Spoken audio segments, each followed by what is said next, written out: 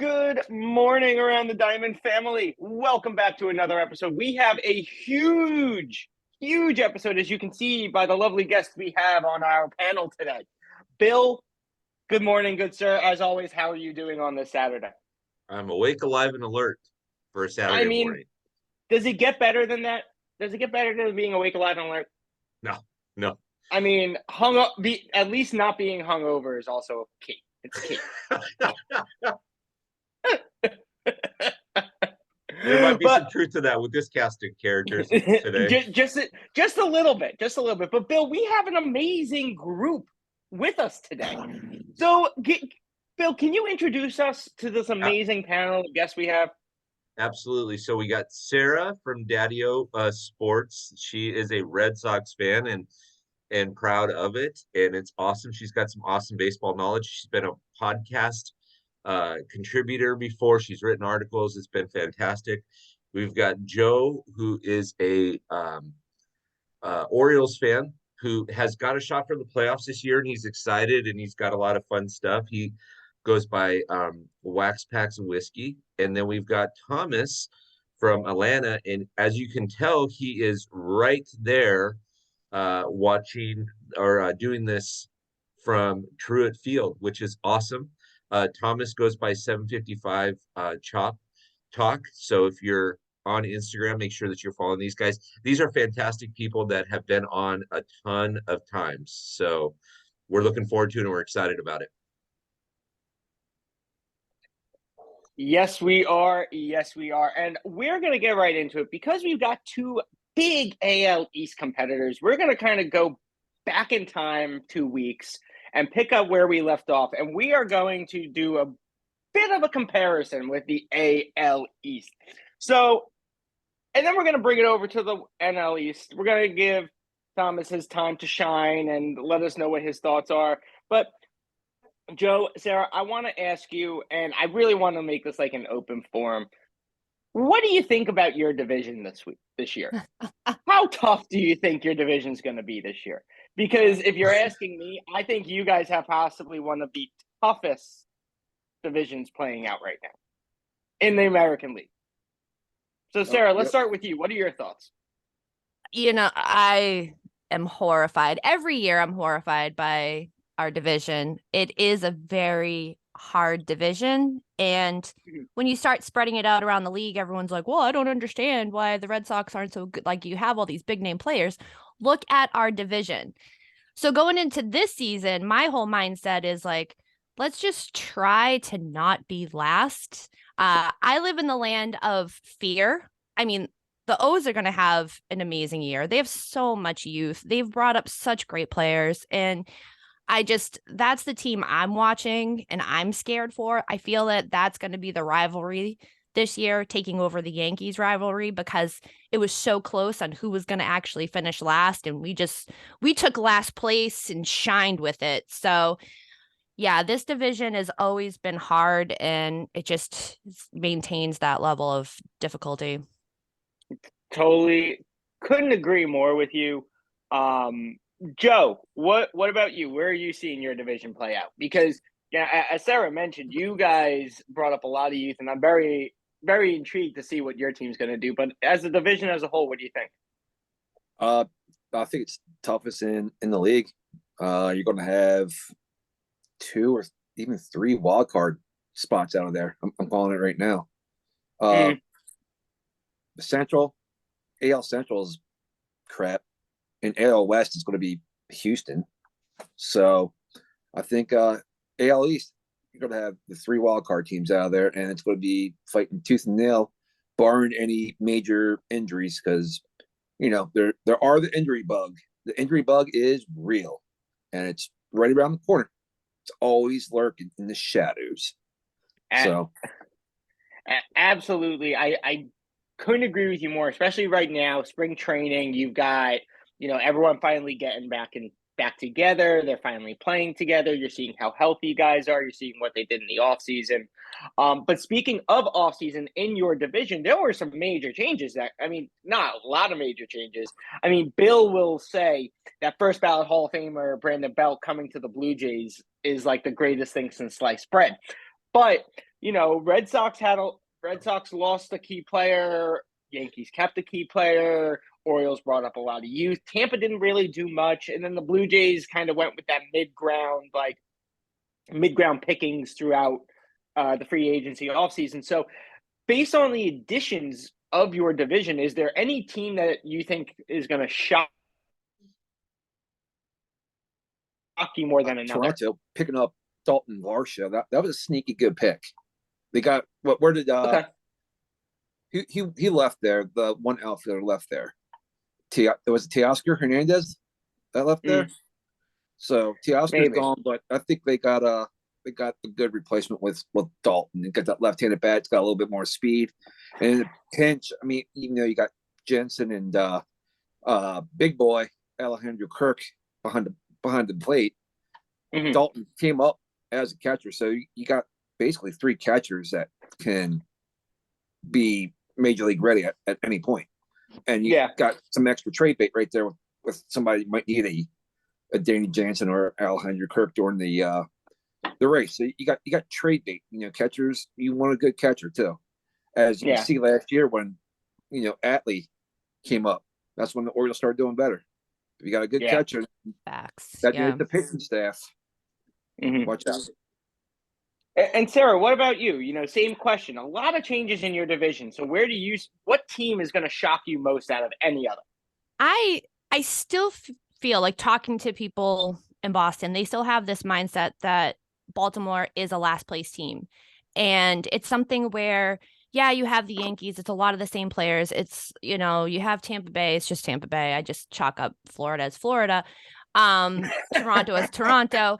But it's something where I'm expecting a lot from Baltimore this season, and I'm expecting them to really surprise everyone who is underestimating them. So, that's just where I stand with it, because I have a lot of conversations with friends who are like, oh, blah, blah, blah, blah.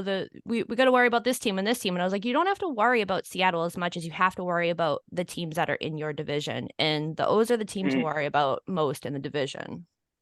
100%. And I kind of want to wrap up this American League montage before we move over to the NL, where the losses in Boston, losing your shortstop, I can't even think of his name anymore. But you guys, losing Bogey, which was a huge name for you guys. I was actually shocked the Orioles didn't have as many big signings this postseason, this last free agency period, as they did. I actually thought Verlander would have been perfect for you guys, to be 100% honest. I thought Verlander would have been a stud in Baltimore. Mhm. But, the Yankees kind of came back with this, re-signing Judge, and now they've got this huge big payroll and all of these things. And being that both of you come from in what I consider tier one markets for your teams, because Orioles fans and Red, do you think having that major sign, having New York be that showboat is going to impact them in the future? Whereas in Boston and Baltimore, you guys kind of are working on growing your youth rather than going out for big free agents and really allowing your youth to come up and play. So do you think that's going to set you guys apart and allow you guys to have more camaraderie rather than these guys that are getting paid hundreds of millions of dollars to play? And if they don't play, in regard to bringing it back to, say, a Pablo Sandoval from a couple of years ago, where you paid him a load of money and then he, tanked. Do you think that going down the other path of saying, you know what, let's just let them play, as Bill likes to say, and not signing as many guys as you did, do you think that's going to set you guys apart? Sarah, what do you think? I don't think it's both sides of the coin. I know the Red Sox are very stingy with their money. They always have been. It's the reality of it. But I think developing the farm system in the next like 3 to 5 years will be beneficial. That's what they did leading into 2018. They focused on homegrown talent and building up the farm system. For the Yankees, it's something where there's a heightened mentality with the Yankees, and they're, we call them the evil empire. We have this and that, they have their own clubhouse dynamics. They have this and that. It doesn't always feel that they're the guys that go and get a beer and pizza after the game together. So it's something where for us, it's more about the camaraderie and building the clubhouse to essentially have the guys support each other out on the field better because they have that camaraderie. I feel we're going to have a lot of injuries with the Yankees in the next few years, especially going into this season. They are so injury prone. And I think it's based on like their way, clean shaven, pinstripes, like just, I don't know. Like talking about the Yankees just hurts my heart. I'm like, ugh. But reality is I feel that they, their age is going to catch up in the next couple of years. Is that your marketing ploy, Sarah, to get people to Boston? Is it like, come to Boston, grow a beard? Yeah, you can grow a beard. I just shaved mine this morning, so it can be like nice and smooth for the video. I couldn't agree with you more that the Yankees mentality is that way. But Joe, what are your thoughts on the situation? I agree with Sarah. With you gotta have everybody like check out the Astros. As much as I despise them, the new youth that's coming up. Pena, you guys came up through the farm system, and you can see those guys genuinely care about each other. They want to see each other succeed. I figure, like with the Yankees, that addition is always not better. You saw some of the like 2000s Yankees minus the 2009 signing everybody like the Sarahs and all them. That chemistry was gone. I mean, yeah. It looks bright and shiny and all that, but you can always polish a dog turd. Facts. It's something off of what you just said there with, signing all the names. And I get it from the business perspective. And I think that that's where we have to pause for a second. And remember, at the end of the day, baseball is a business. So by them signing all those big names means there's going to be more ticket sales. Hence, then they can put more money in their pocket to then have sign better content. Sometimes when you're looking at the overall logistics of building your brand and building your team, you want those wins. That's what's going to bring more people to the ballpark, not just big names. Right. No, and I think you make two good points. And, I think the injury portion is going to be a huge factor. The older these guys get, and the Yankees do have an old club right now, they need to get more youthful. And I think going down the youthful path like your teams have is going to set you guys apart and set you guys up for the next 10 to 15 years, whereas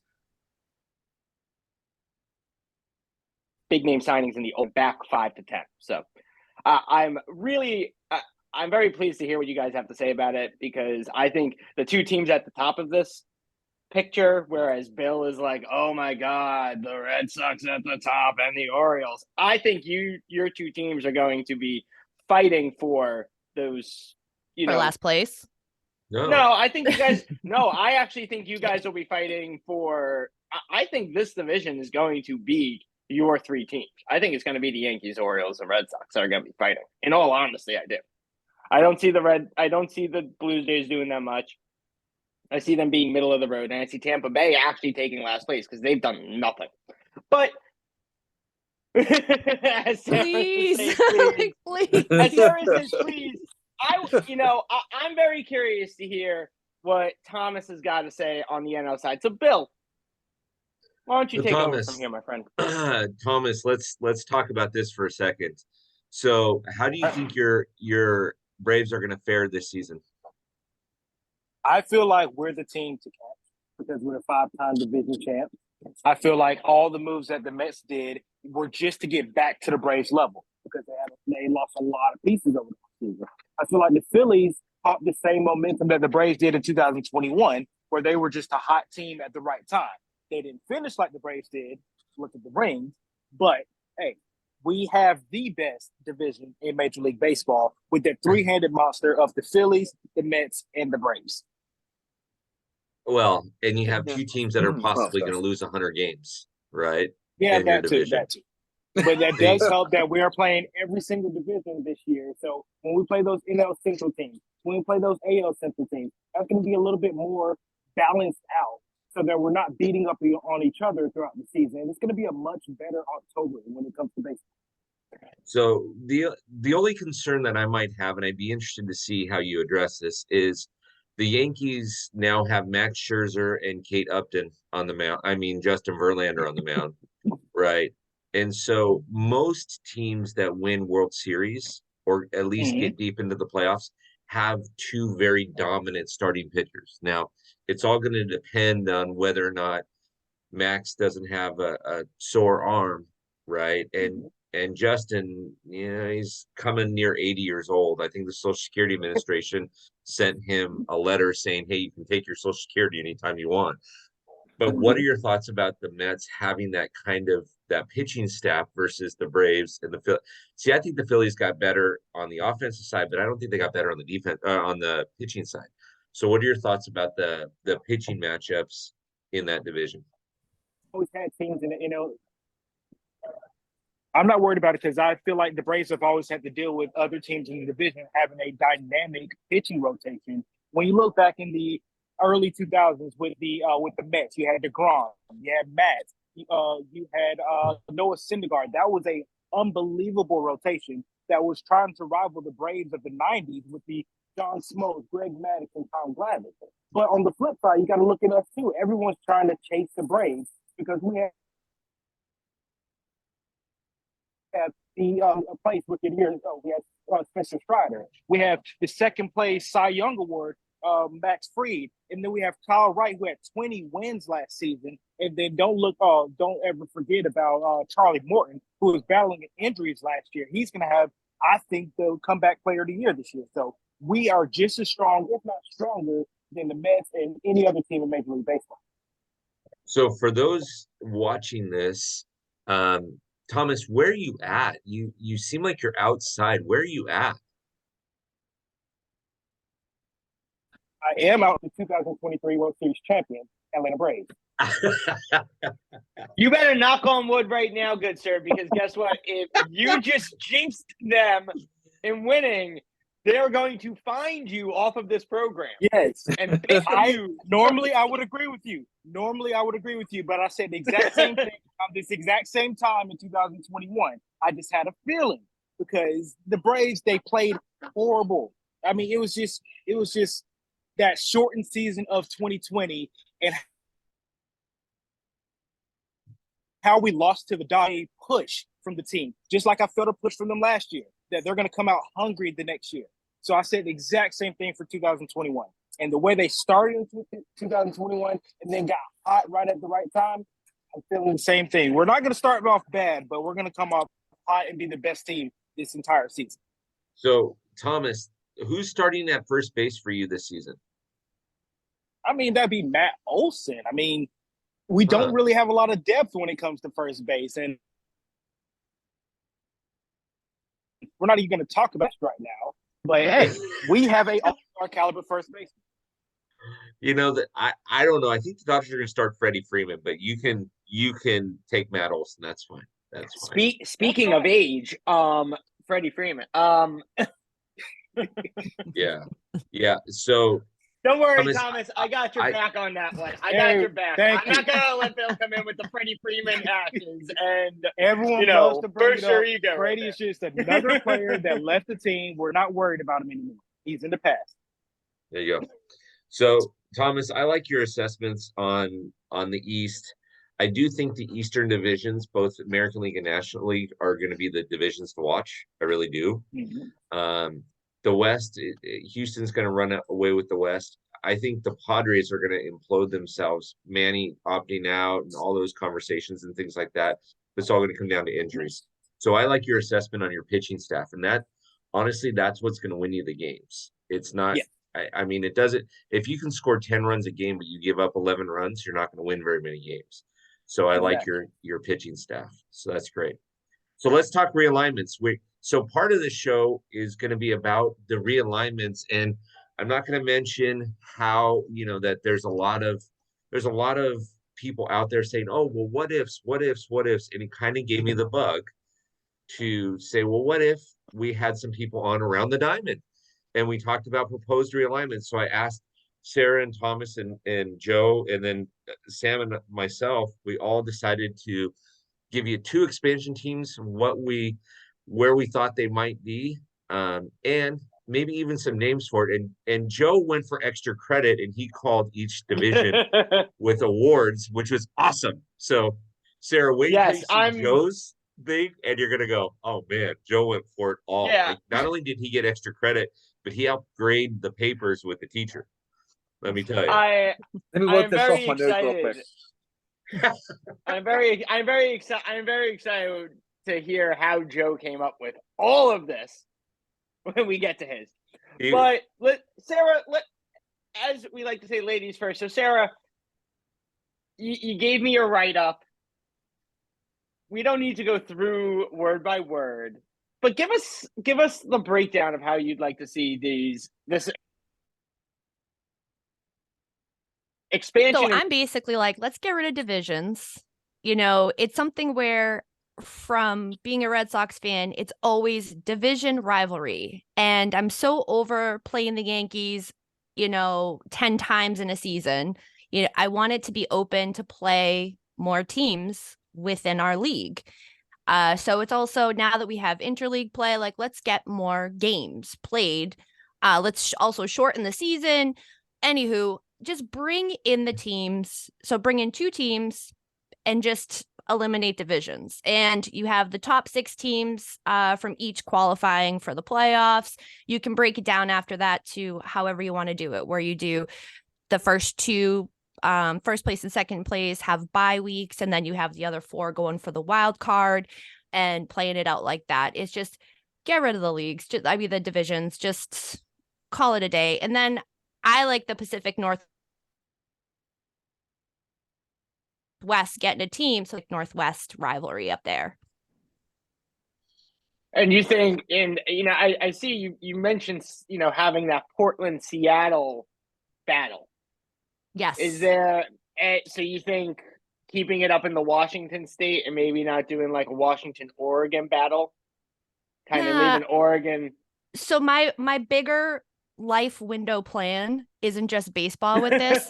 I'm trying to bring back the Supersonics to Seattle. Okay. So I'm trying to build more sports. I see. I like it. That's where my mindset go. If you have, even if it's in Washington, if it's in Oregon, wherever it may be, it is, if you can get that Pacific Northwest rivalry building up there, now that they have hockey, you can bring back the Supersonics. That's my whole mindset there. Let's get them back. So Sarah, when I saw this, the first thing I thought of, because Sarah and I have been on podcasts before, I thought she's trying to bring hockey to baseball, which, let's do it like hockey does it, right?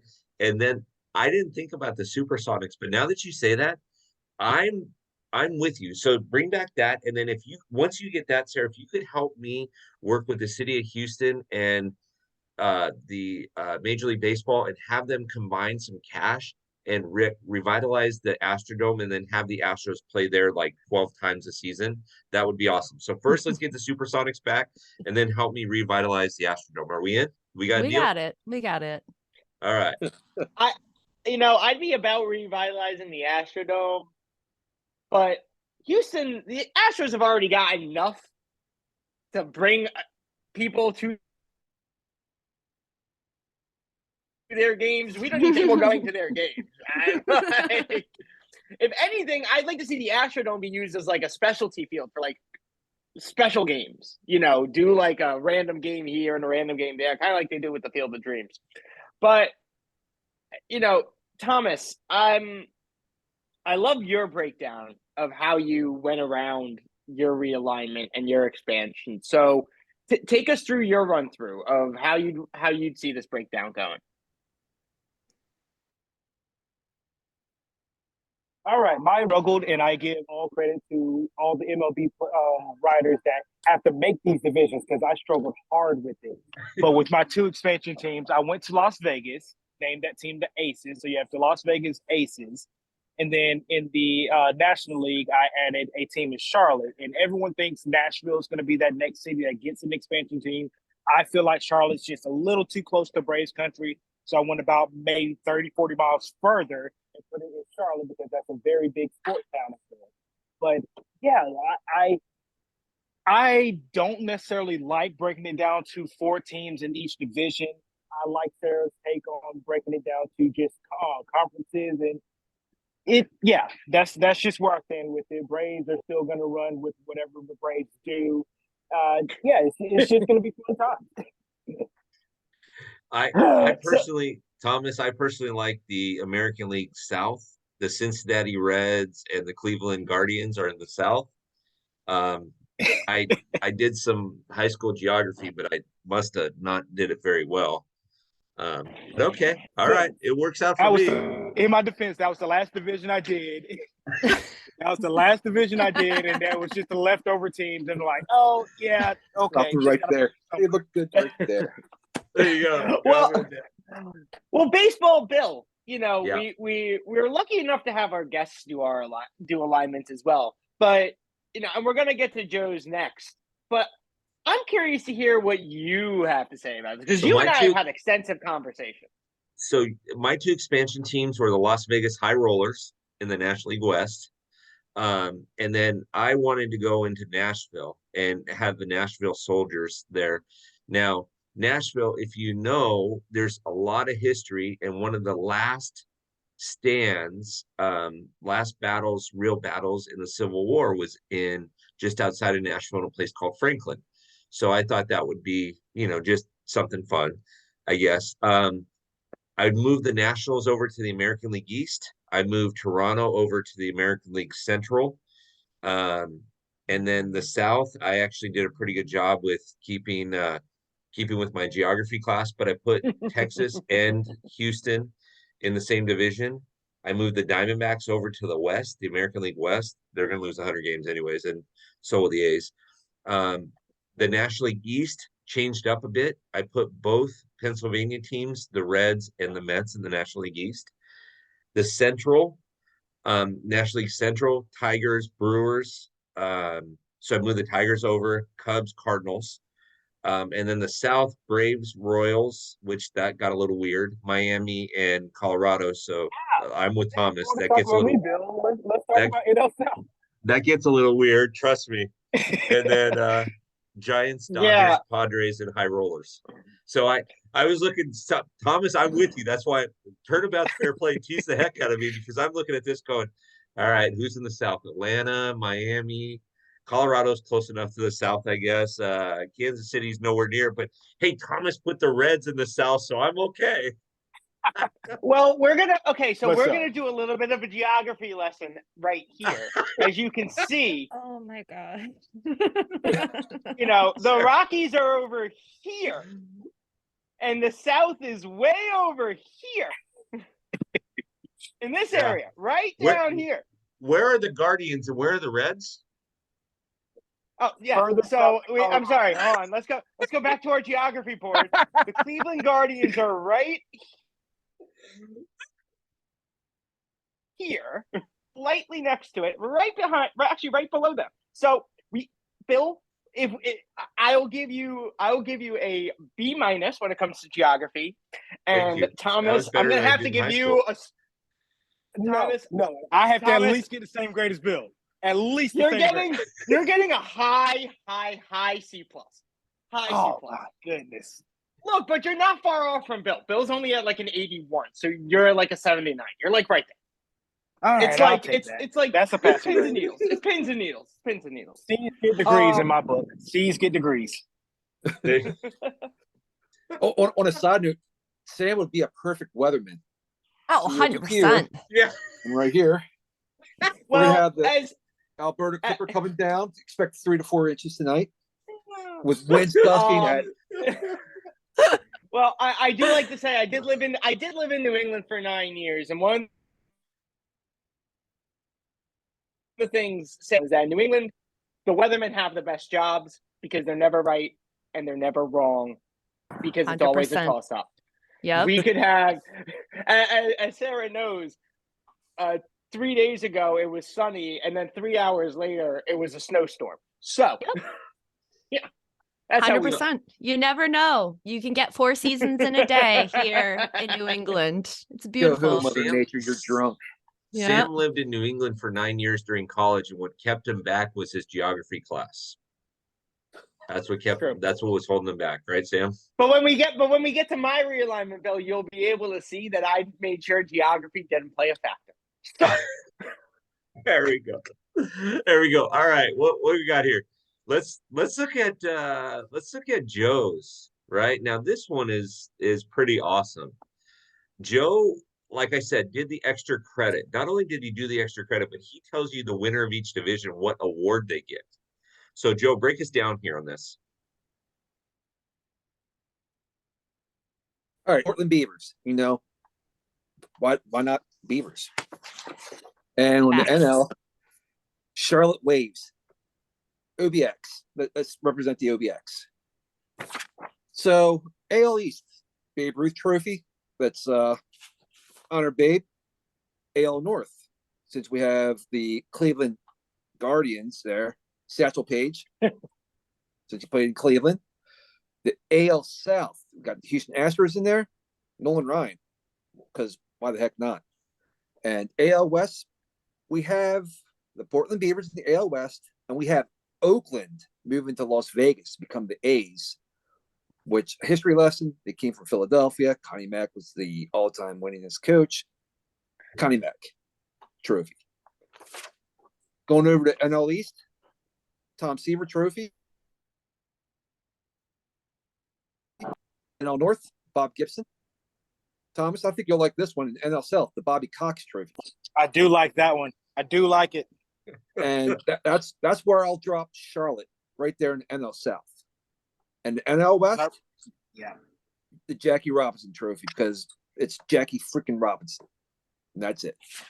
and it's all and let's just also make this. I do just want to bring this up because I thought about this when I saw the Jackie Robinson trophy. I was like, wait, what about the Say Hey Kid? But he got the MVP trophy to give out, so I'm okay with giving just the West the Jackie Robinson. Oh, but I just want to point out something here. I just want to point out something that Joe also has the Rockies in the South. So I just want to point that out. Thank you very much. I know. I had some leftovers, so I had to salt bay it over there.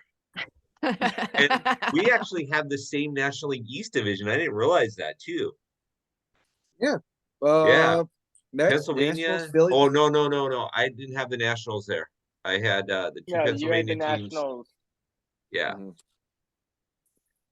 You had them in the it's- AL East, I think, the Nationals. Yeah. Yeah. Sam, you can Hey, bump let's go Bill back. up to 85 points for geography. Yeah. Well, I think the only reason why I put the Nationals in the East, because I was going to have them in the South, but lesser of two evils. Hey, That you that wouldn't wouldn't make any sense. you wouldn't Yeah. have these divisional problems if you just eliminated the divisions. But I'm thinking about You know what, Sarah? I'm thinking about the hats. I the- could- you know, Wait, the swag. but you know what? The swag gear. You need the gear to celebrate the Sarah, wins. Sarah, I couldn't agree with you more. I couldn't agree with you more. I'm thinking about the monies. I'm thinking about the owners and more monies for them. That's all. That's my take. Let's see. Wow, Sam, you went So- with West and East, huh? I did. I like, I have never with 32 teams, it makes it a little bit harder, in my opinion, to go this traditional. I'm not a big fan of having the football play out where it's 4 teams per division. I think it's good in football. But once you get the more games, and now that every team is playing every team, it's not as big of a concern, in my opinion, anymore to having not only two separate divisions, two separate conferences, so to speak, but then also 4 divisions within those 2 conferences. And to me, it just seems like it ends up being overkill. So, I agreed with Bill in the regards of Nashville and Vegas to where the expansion teams are. I think the markets, while I think Charlotte is a great option, I just don't think the market for a tier 1 team is, I think it's going to be more financially beneficial to owners in Nashville than it will be in Charlotte. I see Charlotte getting there, but I see it maybe being in a secondary expansion, maybe going into Charlotte. Maybe, if they decide they want to add more teams, which I don't think after this they would want to, then I would do it.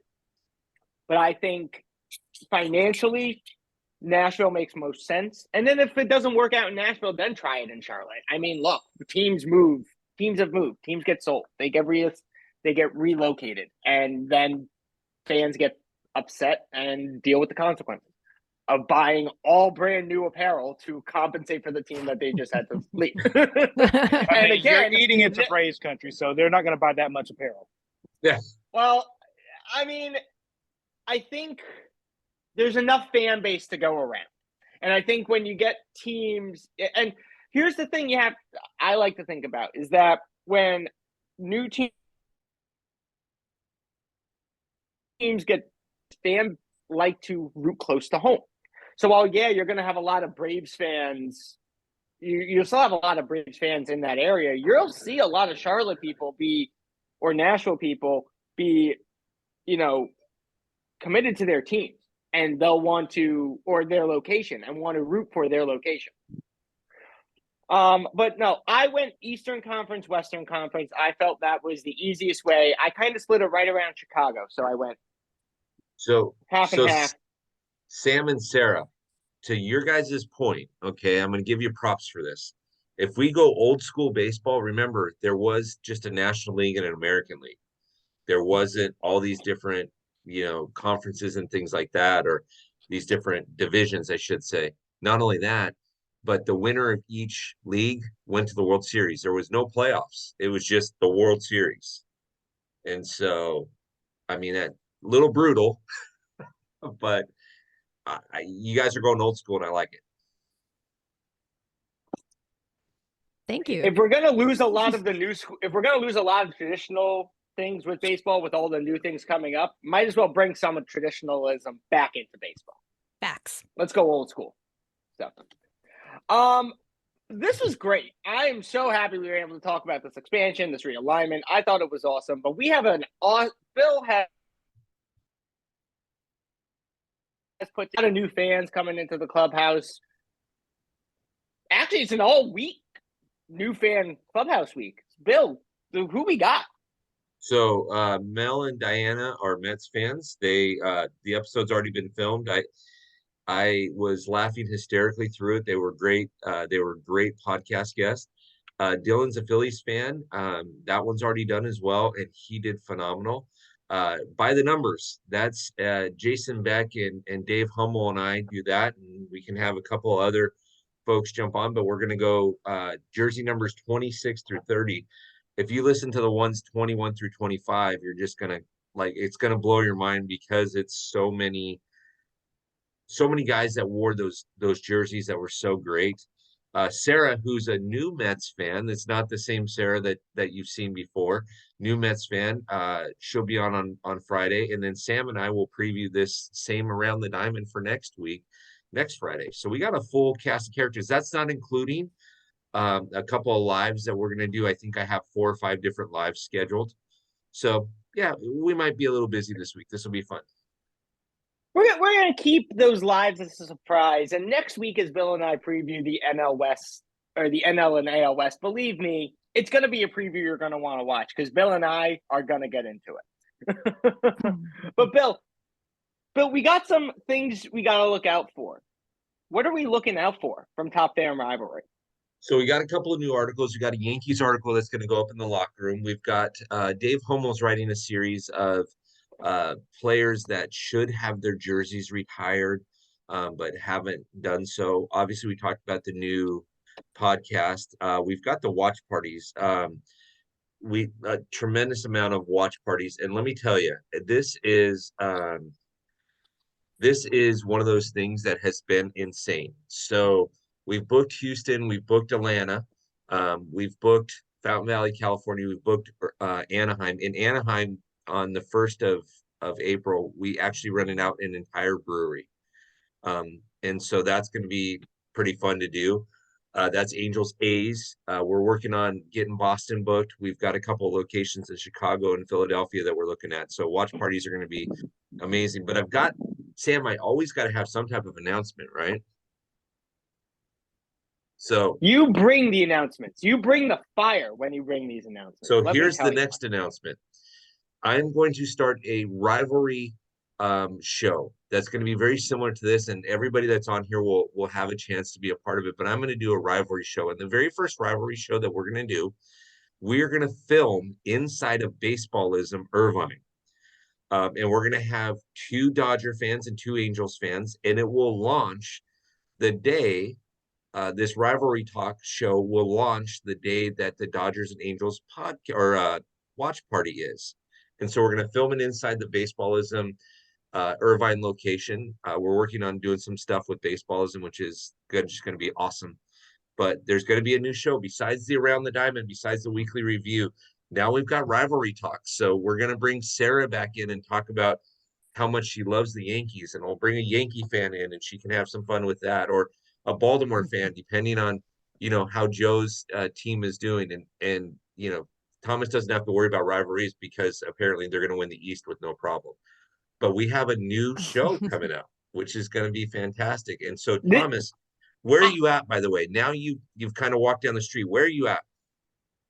I am actually at the location of where the Atlanta watch party is going to be. This is Park Bench. It is 2 blocks away from the Braves Stadium, and it is going to be amazing. We need as many people as possible to come and just have a good time with us. Yeah. So Park Bench they're going to have a dueling piano bar there. They're going to have stuff during the commercials, and it's going to be the Braves and Phillies when the Braves are playing in Philadelphia. So, I mean, Sam, does that get any more fun? I mean, I may just have if that's the case, you need to tell me what game, because I may just have to go live from the Phillies game. I may just have to buy a ticket and just go to the Phillies game and then just hop in on your watch party and just be like, hey, what's going on? I made it. Yes. We are so excited. That would be awesome. We're so excited for Park Bench. So it's a great location. They've been so good to us in their negotiation process. It's just going to be such a good time. And I can't wait to see everybody. I haven't had a chance to meet Joe or Sarah in person yet, but this year I'm making it a point to do that. And Thomas in Atlanta. And so we've got a lot of fun things, but be on the lookout for the rivalry talk show that we're going to do. And that's going to be a lot of fun. So that's my announcement for you, Sam, today. Man, I think what makes me excited about this rivalry one is when it's going to be the Mets and the Dodgers rivalry, which I think, as we all know, is just one step better than that Yankees Red Sox rivalry. Just throwing it out there. Only rivalry to travel 3,000 miles. Only thing I'm going to say with that. Let's just make that a statement. True, but we just overall just hate New York as a whole. So, it's like New York and Connecticut. We're like, all right, we can move them into the ocean. It's not a problem. So, like, our blood runs half of Connecticut, though. I mean, let's be honest. No, it's all Connecticut. Just give me Foxwoods. That's all I want. That's fair. What about Mohegan? You don't want Mohegan? No, Foxwoods has the poker room. Mohegan doesn't. And it's got that like 7-hour bingo hall. So I'm all with you on that. 7 hours? It runs like 12, 15. What are you talking about? I know, but you got to take a half-hour break in between. You got to give some people some time to go to the bathroom. Anyway, Around the Diamond fans, Top End Rivalry fans, this was awesome. Joe, Sarah, Tom, I hope you guys come back. But Tom is already showing us the baseballism shop right there in Atlanta. Bill's going to have to get down there, and maybe we'll do a rivalry. Maybe Bill will reach out and do a rivalry podcast from there. But, guys, thank you all for coming on. Bill, as always, it's a pleasure to see you every Saturday Yes. morning. Around the Diamonds fans, Top Rivalry fans, make sure you're watching this on toprivalry.com behind in the locker room every Saturday. We'll see you on the field. Talk to you Yeah. next week.